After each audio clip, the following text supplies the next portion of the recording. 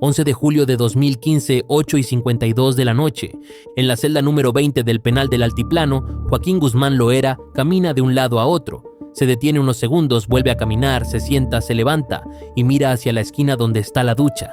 Es un comportamiento normal para un interno, nada que llame la atención. Los custodios que observan las pantallas no imaginan que están a minutos de vivir la fuga más humillante en la historia del sistema penitenciario mexicano. En ese momento, nadie sospecha nada.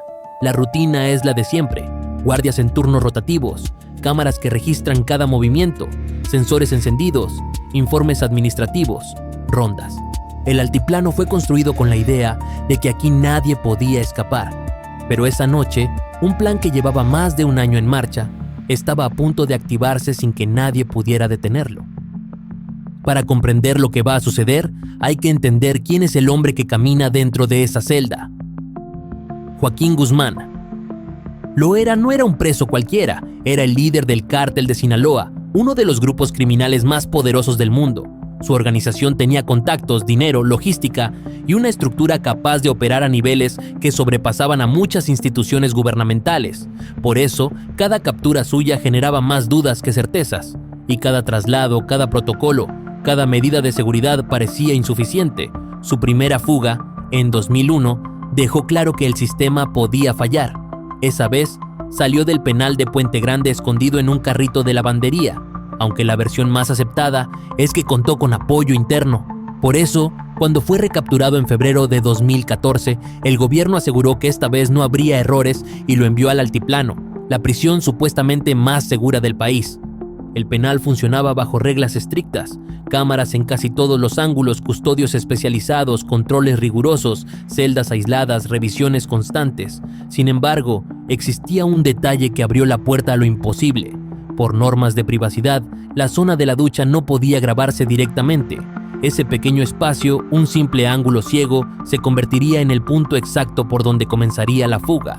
La operación para sacar al Chapo no empezó dentro del penal, sino a más de 1 kilómetro de distancia. Meses antes, miembros de su organización compraron un terreno cerca del Altiplano.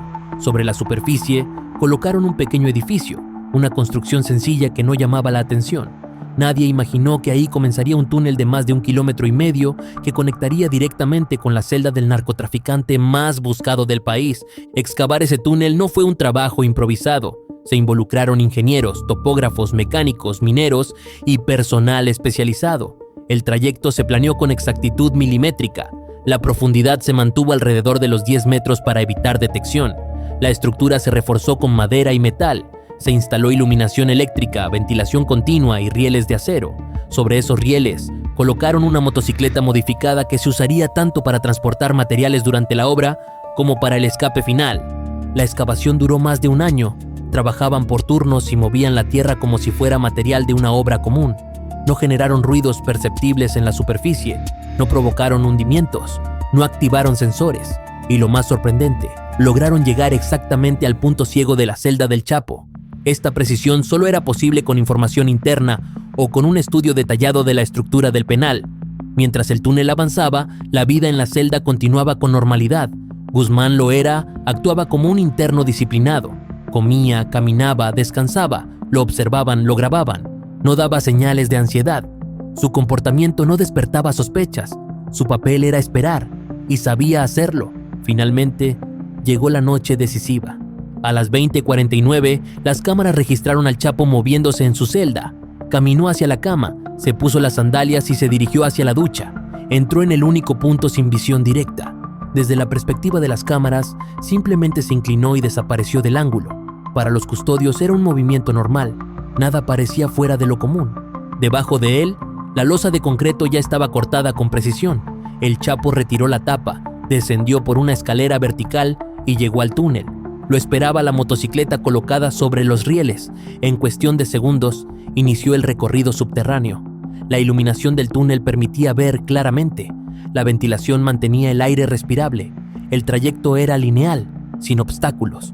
No hubo interrupciones, no hubo errores. En el mismo instante en que el Chapo ingresó al túnel, uno de los operadores situados fuera del penal confirmó vía radio un mensaje breve que activaba la siguiente fase del plan. Ese aviso significaba que el interno había desaparecido del campo de visión sin generar sospechas. Desde ese momento, todo debía ejecutarse conforme al cronómetro. Los equipos externos ya estaban distribuidos en rutas calculadas, esperando la señal exacta para iniciar los movimientos de extracción. Cada llamado, cada desplazamiento y cada cambio de vehículo estaba programado desde semanas antes para evitar cualquier margen de improvisación.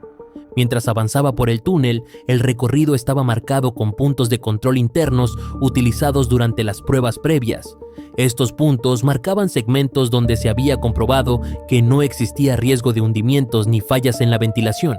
Durante la excavación, los ingenieros midieron vibraciones con herramientas portátiles para asegurarse de que ninguna zona coincidiera con sensores subterráneos del penal. Gracias a ese estudio previo, el trayecto real no representó ningún riesgo. El recorrido de aproximadamente 10 minutos coincidió exactamente con el tiempo estimado en los ensayos internos realizados semanas atrás, lo que demuestra que la operación no dependió de improvisación, sino de cálculos precisos. Cuando la motocicleta se acercó a la salida, el equipo que esperaba en el terreno oculto ya estaba preparado con ropa de cambio, herramientas para eliminar rastros de tierra y vehículos listos para moverse sin detenerse. El protocolo establecía que el Chapo no podía permanecer más de 30 segundos en el punto de llegada. Apenas emergió, fue dirigido directamente hacia el vehículo asignado para la primera etapa del escape. Desde ahí, la ruta incluía varios cambios de transporte distribuidos en puntos estratégicos para evitar seguimientos. Todo el proceso estaba planeado para completarse antes de que el penal notara la ausencia del interno, lo cual efectivamente ocurrió. Mientras en superficie la extracción se ejecutaba sin incidentes, en el penal transcurrían minutos de aparente tranquilidad. No hubo alarmas, no hubo vibraciones detectadas. Nadie notó que el interno llevaba demasiado tiempo sin regresar al campo visual de la cámara. Pasaron casi 20 minutos antes de que alguien reportara la anomalía. Cuando entraron a la celda y encontraron el agujero, la fuga ya estaba consumada. La reacción fue inmediata, pero inútil. Se activaron protocolos, se desplegaron retenes, se saturaron carreteras, se ordenaron operativos masivos. Sin embargo, el equipo del Chapo ya tenía preparado un plan para salir rápidamente de la zona.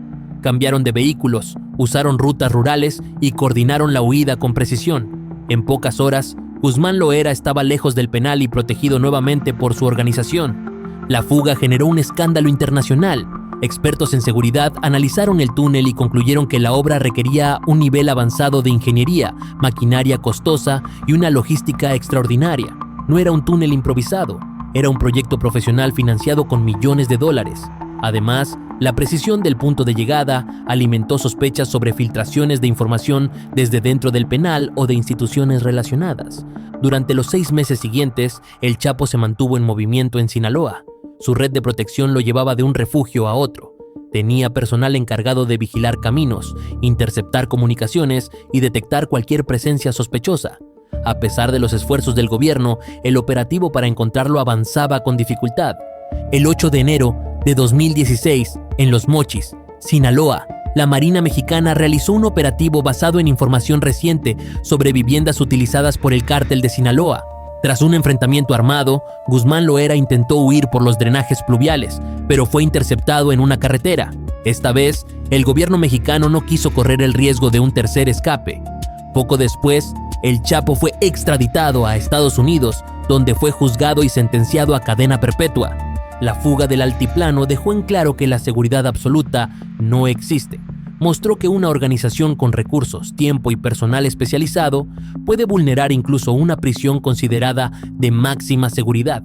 Expuso fallas en la supervisión, en los protocolos internos y en la vigilancia del penal, y evidenció que cuando existe corrupción o información filtrada, cualquier estructura puede convertirse en vulnerable. El túnel del Chapo se convirtió en un símbolo de estas fallas. No solo fue la vía física de escape, sino el reflejo de un sistema incapaz de detectar una obra clandestina de gran escala bajo sus propias instalaciones. La fuga demostró que el crimen organizado en México no solo opera con violencia, sino también con una capacidad logística y técnica comparable a la de grandes organizaciones. Hoy, el caso sigue siendo uno de los ejemplos más estudiados sobre fugas carcelarias en el mundo. Representa un punto de quiebre para el sistema penitenciario mexicano y un recordatorio de que, mientras no se atiendan las raíces de la corrupción y las deficiencias estructurales, ninguna prisión será completamente impenetrable.